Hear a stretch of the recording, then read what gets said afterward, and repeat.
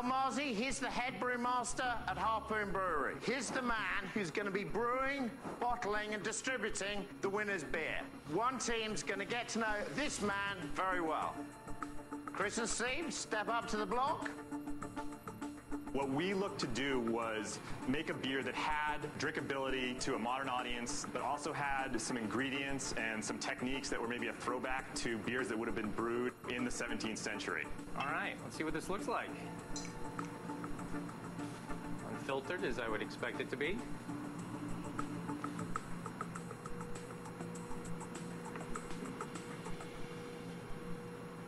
There's a lot going on in there. One of the things I really like about your beer is the aromatics, which I expected to find the most problems with. I think it's complex. I think it's very interesting. One of the attributes I'm not all that excited about is it's overly bitter. And I can get a little kind of some floral character, maybe from the sage. I do get a little hoppiness. I do get a hint of kind of the vanilla oakiness in it. That, you know, the nose strikes me almost as Belgian. I mean, it has this very, very interesting fruit character to it. I get a little bit of the smoke, but as you wanted, not so much, not overwhelming. As a student of history, I applaud you for making the effort. But at the end of the day, I don't see 6 packs of this flying off the shelf. Guess they shouldn't have messed with their original recipe, because that had a great balance between aromatics and bitterness. Gene and Charlie, welcome to the chopping block. This is a challenge to create a pilgrim beer. Trying to marry the old with the new and create something that was very drinkable. We tried to recreate that. We tried to stay a little bit more with the historical type of beer as a substitute of what they would have drank.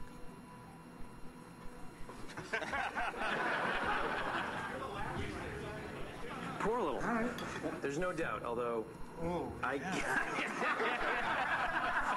had thousands of beers, and now I'm scared.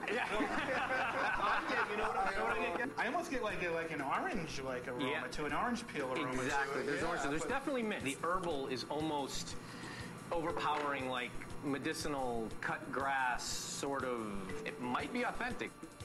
You know, oranges, lawn clippings, and toothpaste. That's sort of I'm not saying that it's not working for me. Let me get in there first.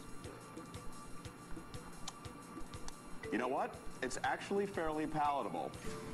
My initial reaction to the aromatics, that cut grass, that lawn stuff is a bit overpowering. But the body of the beer I actually like.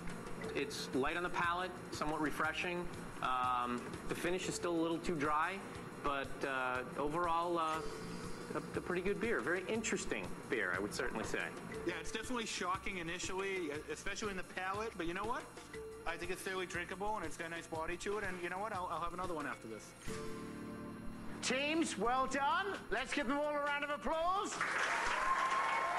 The experts have spoken. Steve and Chris have the edge on authenticity. And Gene and Charlie, they're just ahead on taste. But now it's time for the Boston public to choose their favorite Pilgrim beers. Ladies and gentlemen of Boston, the bar is now open!